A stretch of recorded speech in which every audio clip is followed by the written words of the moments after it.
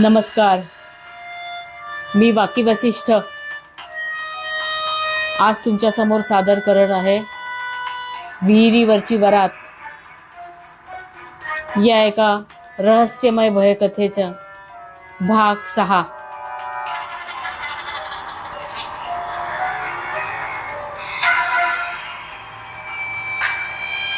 रायाने वीणाला चंद्रापाशी नेलं. चल वीणा, आपण चेक करू ती तिथे आहे की नाही. रायाने वीणाला अलगद उभं केलं. वीणाचा बेडवर तिचा मोबाईल जसा न तसा होता. चंद्रा शांतपणे झोपली होती. त्याला साधा स्क्रॅचही आला नव्हता. खिडकी घट्ट बंद होती. एवढंच काय तर किशोरही त्याच्या खोलीत डाराडूर घोलत पडला होता.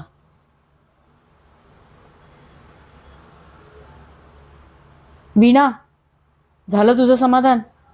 जीव भांड्यात पडला का तुझा? चंद्रा सुखरूप आहे. हां, हो हो, खरंच तुम्ही म्हणालात त्याप्रमाणे सर्व काही ठीकठाक आहे. मग मला स्वप्न पडलं होतं का? मी चालत कशी का आत पोचले? चावी रामूच्या खिशात होती, तर दरवाजा उघडून मी आत कशी काय गेले? जाऊ दे ना, उगाच डोक्याला ताण देऊ नकोस. शांतपणे झोप आता. रायाने वीणाला पलंगावर झोपवली. तिला पांघरून घातलं. तिच्या उशाशी बसून तिला थोपटू लागला.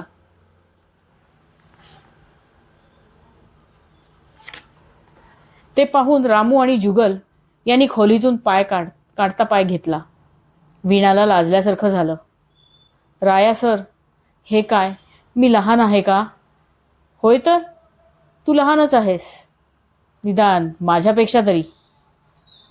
सर, एक विचारू? तुम्ही आत्ता या वेळी इथे कसे काय? मी इथे कसा? रायाने क्षणभर डोळे मिटले. तो जरा विचारात पडल्यासारखा वाटला. राया सर, सांगा ना, तुम्ही इथे कसे? माझ्याकडे उत्तर नाही वीणा. मध्यरात्री अचानक जाग आली. जीव उगाचच घाबराघुबरा झाला. खूप अस्वस्थ वाटायला लागलं. असं वाटलं तू खूप मोठ्या संकटात सापडली आहेस. तुला माझी खूप गरज आहे. ताबडतोब उठलो, गाडी काढली आणि सुसाट वेगाने वाड्यावर आलो. किती वेगाने मी गाडी चालवली कुणास ठाऊक. अवघ्या 15 मिनिटात मी इथे पोहोचलो.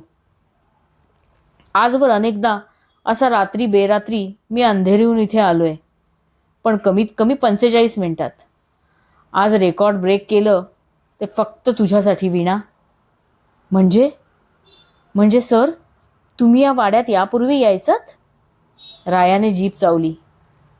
येस वीणा, माझ्या मित्रांसोबत मी येथे अनेकदा दारू पार्ट्या केल्या आहेत. अर्थात आईला हे माहीत नाहीये, म्हणून तर एवढ्या आत्मविश्वासाने सांगतोय की इथे भूत नाही. मला किंवा माझ्या मित्रांना एकदाही या वाड्यात भूत दिसलेलं नाही. अगदी अमावस्या रात्रीला सुद्धा नाही. वीणा शांतपणे त्याचं बोलणं ऐकत होती. एवढ्या वेगाने जीव धोक्यात घालून यायची काय गरज होती सर? माझा जीव तर तुझ्यात अडकला आहे. मी तुझ्यात गुंतलोय वीणा. लग्न करशील माझ्याशी? रायाने वीणाचा हात हातात घेतला. काय सर, तुम्ही काय बोलताय? वीणा ताडकन उठून उभी राहिली. का ग, माझं बोलणं आवडलं नाही का तुला?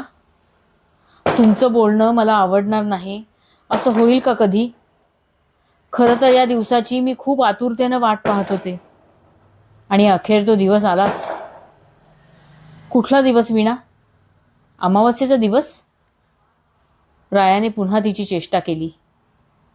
चेष्टा पुरे, तुम्ही मला प्रपोज करावं असं मला खूप खूप वाटत होतं, पण तुमच्याकडून कधीच कसला सिग्नल मिळाला नाही.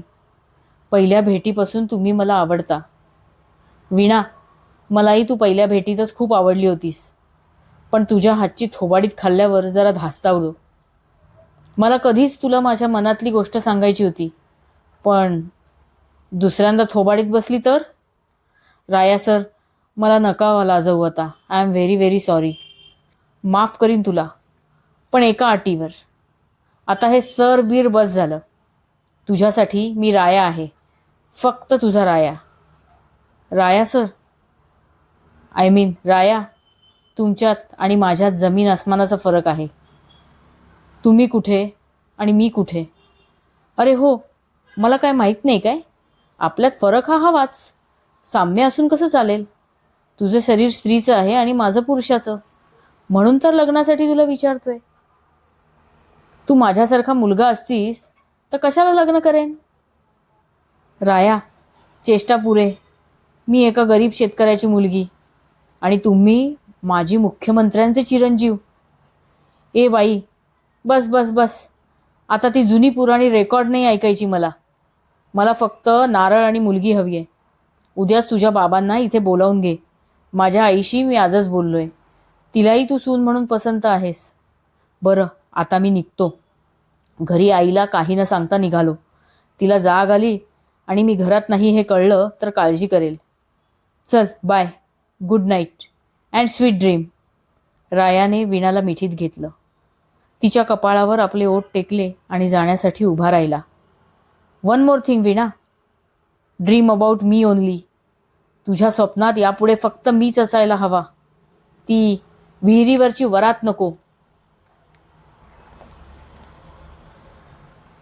आजचा दिवस वीणासाठी खूप खास होता.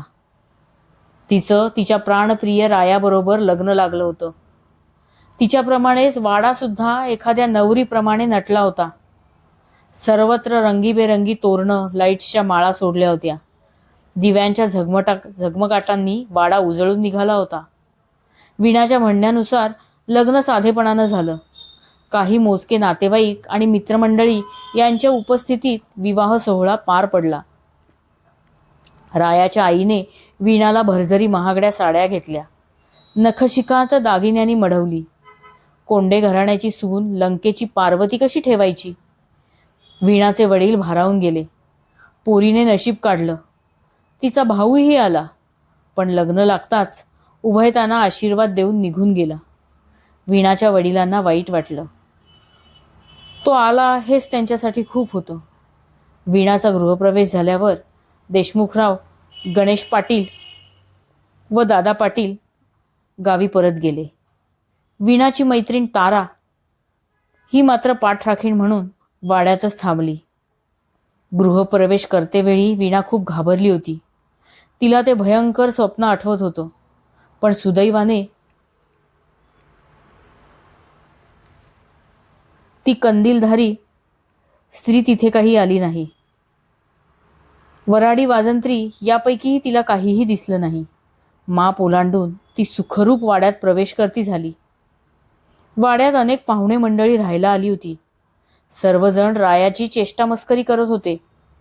त्यात रायाचा सख्खा चुलत भाऊ हेमंत आणि त्याची बायको राखी हे सर्वात पुढे होते.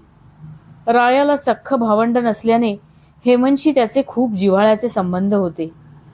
जयाबाई विधवा असल्याने लग्नानंतरचे सर्व विधी राखी पुढाकार घेऊन पार पाडत होती. जयाबाईंना राखीचा खूप आधार वाटत होता. आजचा दिवस वीणा ताराबरोबर गेस्टरूममध्ये झोपणार होती. उद्या सत्यनारायणाची पूजा झाल्यावर तिची रवानगी पहिल्या मजल्यावरील रायाच्या खोलीत होणार होती. रात्रीचे 10 वाजले होते.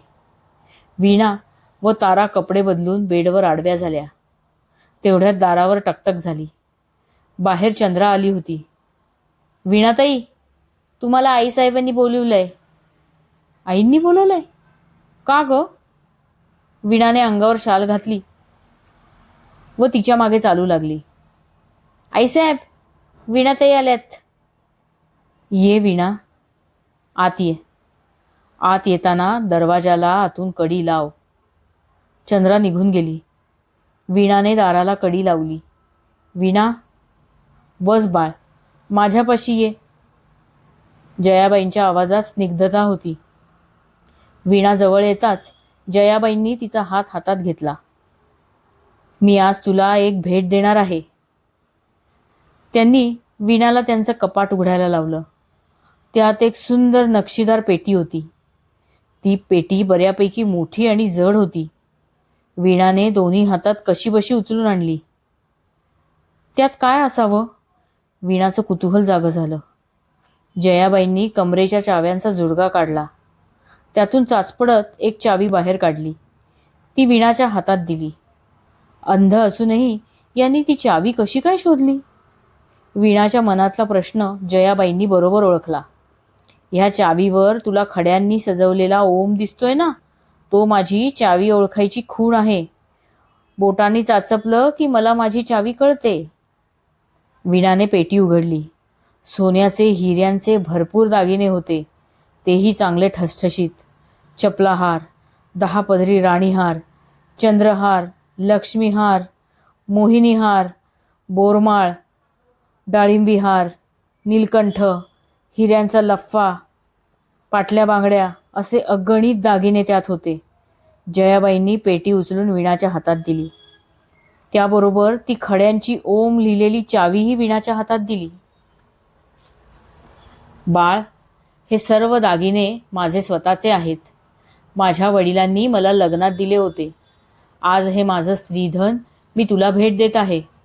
उद्या तू हे सर्व दागिने घाल, साक्षात लक्ष्मी दिसशील. आई, एवढे किमती दागिने मी मी घालू? हो बाळ, आजपासून हे कायमचे तुझे आहेत. मला विधवेला या दागिन्यांचा काय उपयोग? तसं नाही आई, मी हा ऐवज कुठे ठेवू?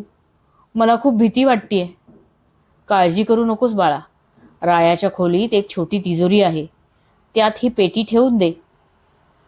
आई, तरीही मला एवढे दागिने नकोत. मला सवय नाही हो. आता तू कोंड्यांच्या घरची सून आहेस, माझ्या रायाची बायको. आपल्याकडे भरपूर सणवार असतात. नव्या नवरीने नटून थटून कसं छान असायला हवं. या सगळ्या दागिन्यांची किंमत किती असेल आई? अंदाजे 50 कोटी. काय? 50 कोटी? एका नव्याने घरात आलेल्या मुलीवर तुम्ही एवढा विश्वास दाखवताय? वीणा जयाबाईंना बिलगली. तिच्या डोळ्यात अश्रू आले. माणसांची पारख आहे मला वीणा. दृष्टी नसली तरी द्रष्टी आहे मी.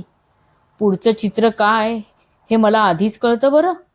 आणि हो, हे दागिने तू कोणालाही द्यायचे नाहीस, अगदी रायालाही नाही. ह्यांना मी नाही कसं म्हणू शकेन? माझा हुकूम आहे हा. हे दागिने आता फक्त तुझे म्हणजे तुझे. बरं, आता खूप रात्र झाली आहे, लवकर झोपायला जा. वीणाने जयाबाईंचा निरोप घेतला. ती नक्षीदार पेटी आणि चावी घेऊन वरच्या मजल्यावर रायाच्या बेडरूमपाशी आली.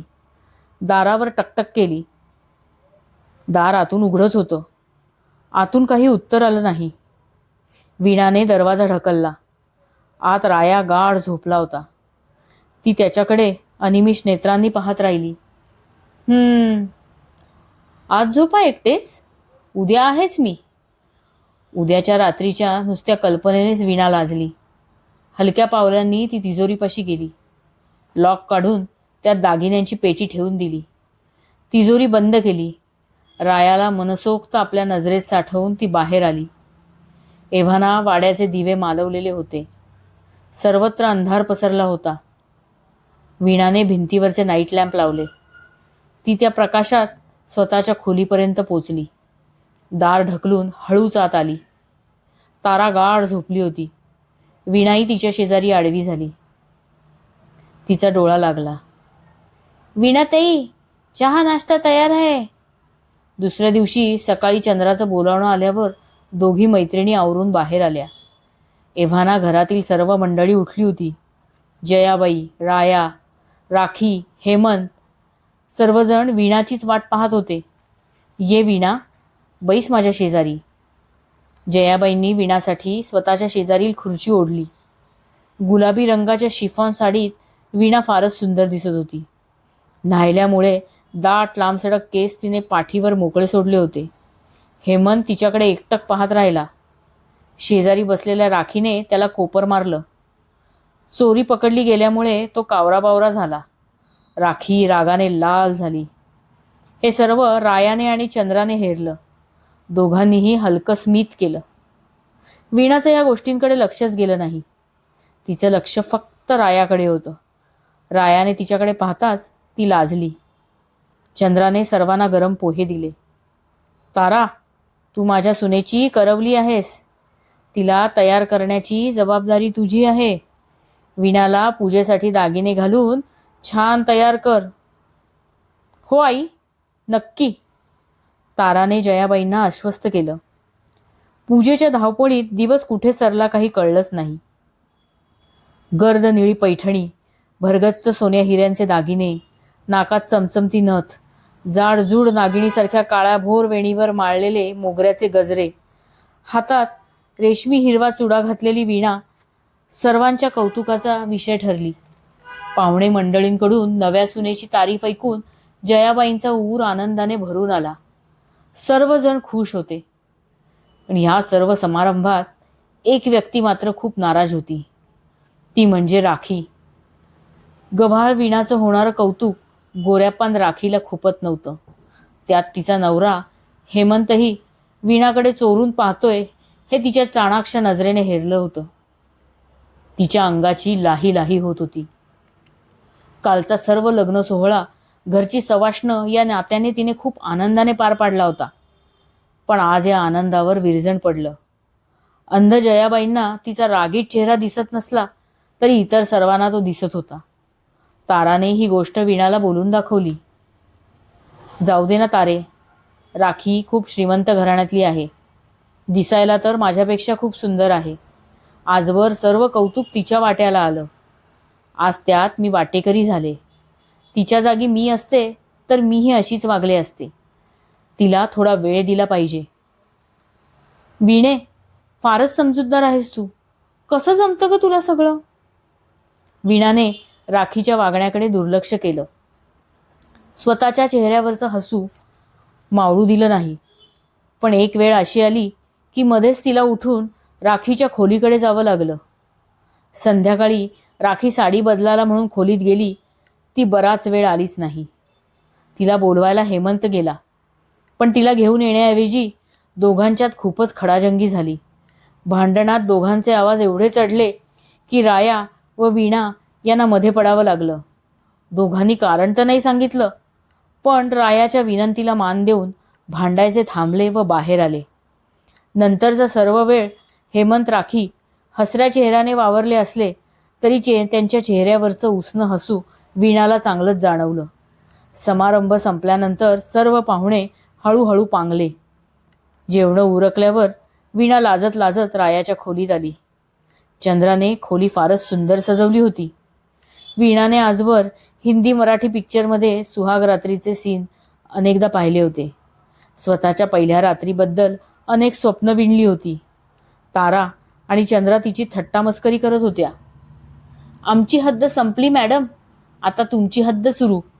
ताराने वीणाला जोरात चिमटा काढला. वीणाला खोलीत ढकलून दोघींनी दार बाहेरून लावून घेतलं. समोरून राया मिस्किल हसत चालत येत होता. चंद्रा, चल लवकर लवकर, खूप कामं आहेत मला. ताराने रायाकडे पाहत कोपरखळी मारली. राया दार ढकलून आत आला. वीणा त्याचीच स्वप्न पाहत होती.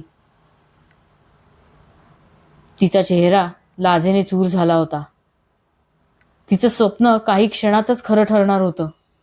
राया जवळ येईल, म्हणेल, राणी सरकार, आज तुम्ही खूप सुंदर दिसत आहात.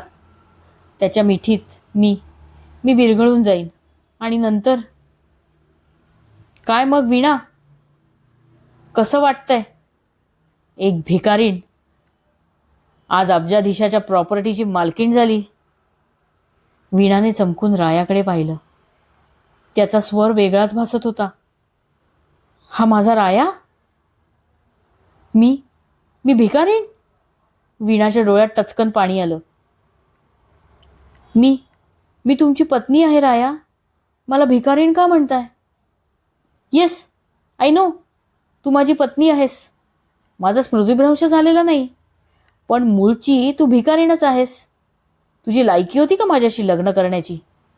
एका टुकार खेड्यात 1.5 दमडीच्या पगारावर स्वतःचं आणि बापाचं पोट भरणारी पोरगी तू. माझ्या मित्राला तुझ्या नोकरीवरून काढून टाकायला सांगितलं असतं तर भीकच मागायला लागली असती तुला. म्हणून भिकारीण म्हणतोय. आता मात्र वीणाची सहनशक्ती संपली. तिच्या डोळ्यातून घळाघळा अश्रू वाहू लागले. संताप, वेदना, दुःख अशा सर्व भावना एकत्रित दाटून आल्या होत्या. खूप काही फाड फाड बोलावं असं वाटत होतं, पण शब्दच फुटत नव्हते. का केलं माझ्याशी लग्न? तुला काय वाटतं? का केला असेल मी हा मूर्खपणा? रायाने उर्मटपणे तिला प्रतिप्रश्न केला. तुम्हाला मी आवडले तर तुम्हीच सांगितलं मला तसं. तू आणि मला आवडलीस? माय फुट. तू कधी चेस खेळली आहेस का? वीणाच्या चेहऱ्यावरचं प्रश्नचिन्ह पाहून राया पुन्हा एकदा कुत्सितपणे हसला. Chess? Let me explain you in Marathi. बुद्धिबळ. बुद्धिबळ खेळली आहेस का कधी? हो, खूपदा. त्यातले रंग ठाऊक आहेत का तुला? किती रंग असतात त्या खेळात? Black and white. तुझी आणि माझी जोडी कशी दिसते सांगू? Black and white. मी गोरी नाही, गव्हाळ आहे हे मला कबूल आहे, पण तुम्हाला हे माहीत होतं. मी कधी अंगाला पांढरा रंग फासून कोरं दिसण्याचा प्रयत्न केला नाही. गव्हाळ? तू काळी कुट्ट आहेस. राया खो खो हसू लागला. तो कितीतरी वेळ पोट धरधरून राहिला. हसण्याचा भर ओसरल्यावर त्याने परत गरळ ओकण्यास सुरुवात केली. तू जर पांढरा रंग लावलास तर कशी दिसशील सांगू? खारे दाणे. असे खारे दाणे की जे चकणा म्हणून सुद्धा मी कधी खाणार नाही. मला चकण्यात सुद्धा काजू लागतात. मला एक गोष्ट कळत नाहीये, का केलं माझ्याशी लग्न? देतो राणी सरकार, तुमच्या सर्व प्रश्नांची मी उत्तरं देणार आहे. रायाने झब्ब्याच्या खिशातून एक पोस्टकार्ड साईज फोटो काढला. तो वीणासमोर धरला. डोळ्यातले अश्रू टिपत तिनं तो पाहिला आणि डोळे विस्फारून पाहतच राहिली. फोटोतली मुलगी म्हणजे हिमगौरीच जणू. शुभ्र गोरी, सोनेरी केस, घारे डोळे, लालचुटू कोट, साक्षात अप्सरा. ही मोना, माय स्वीट हार्ट, माय लव्ह. मोनाच्या नखाची तरी सर आहे का तुला? रायाने निर्लज्जपणे त्या फोटोचं चुंबन घेतलं. नाही, मला तिच्या नखाचीही सर नाही. खूपच सुंदर आहे ही. व्हाईट राजाला शोभेल अशी व्हाईट राणी. ही स्नो व्हाईट मुलगी सोडून मी का आहे इथे? सांगतो मॅडम, फार गडबड करताय तुम्ही. जरा धीराने घ्या. आजची रात्र आपली आहे. खूप वेळ आहे आपल्याकडे. रायाने कपाट उघडून वाईनची बॉटल काढली. पेक भरला आणि एक एक घोट घेत पुन्हा वीणासमोर येऊन बसला. हां, तर कुठे होतो आपण? मोनाच्या ऐवजी तू इथे कशी? Good question. मला उत्तर द्यावंच लागेल. मोना घटस्फोटीत आहे. काय? काहीतरी जगावेगळं ऐकल्यासारखी काय रिॲक्शन देत आहेस? घटस्फोटी स्त्री म्हणजे आपल्याकडे एखाद्या अट्टल गुन्हेगारापेक्षाही मोठी गुन्हेगार मानली जाते. तुझ्यासारखीच रिॲक्शन माझ्या आईनेही दिली जेव्हा मी तिला मोनाबद्दल सांगितलं. मोना घटस्फोटीत आहे. निव्वळ आणि निव्वळ या एकाच गोष्टीमुळे आई तिला सून करून घ्यायला तयार नाही. मी तिचं मन वळवण्याचा खूप प्रयत्न केला, पण व्यर्थ. आईने उलट मलाच आत्महत्येची धमकी दिली. मी आईला तर दुखवू शकत नव्हतो. मोनाचा घटस्फोटिता हा टॅगही बदलू शकत नव्हतो. खूप विचार केला. मग एक मार्ग सुचला. मी स्वतःलाच घटस्फोटित बनवायचं ठरवलं. त्यासाठी मला एकदा तरी लग्न करणं भाग होतं. ते मी केलं. That's it. राया बोलायचा थांबला. एव्हाना त्याचे 2 पेग रिचवून झाले होते. खूप भयानक आहे हे सगळं. निव्वळ स्वतःवर घटस्फोटाचा स्टॅम्प लावण्यासाठी तुम्ही माझा वापर केलात. मी तुमचा काय गुन्हा केला होता? यापुढे माझ्यावरही घटस्फोटिता हा कायमचा टॅग लागणार आहे त्याचं काय? नशीब तुझं. रायाने बेफिकीरपणे खांदे उडवले. त्याचं अजूनही पूर्ण विष ओकून झालं नव्हतं. तुला आपली पहिली भेट आठवते का वीणा? हो, चांगलीच. मलाही. तू माझ्या थोबाडीत दिलीस. चिखलाने माखलेलं सिगरेटचं पाकिट माझ्या महागड्या मर्सिडीजच्या सीटवर फेकलंस. सीट खराब झालं. तेव्हाच मी प्रतिज्ञा केली, तुझं आयुष्य मी एक दिवस दलदल बनवणार. जे मी आज बनवलं. त्या एका चुकीबद्दल एवढी मोठी शिक्षा राया? माजी मुख्यमंत्री धनाजी कोंडे यांचा मुलगा आहे मी. माझा अपमान करायची हिंमतच कशी झाली तुझी? आता भोग तुझ्या कर्माची फळं. बाय द वे, तसं पाहायला गेलं तर फार मोठी शिक्षा नाही झाली तुला. मोनाला जसा राया भेटला तसा तुलाही तुझ्या स्वप्नातला राजकुमार भेटेल, जो तुझ्यासारख्या परित्यक्तेचा स्वीकार करेल. All the best. रायाने वीणापुढे अंगठा दाखवला. माझा राजकुमार तर तुम्ही आहात राया. तुम्ही कपटाने लग्न केलं असलं तरी मी मात्र प्रेम केलंय तुमच्यावर, अगदी मनापासून.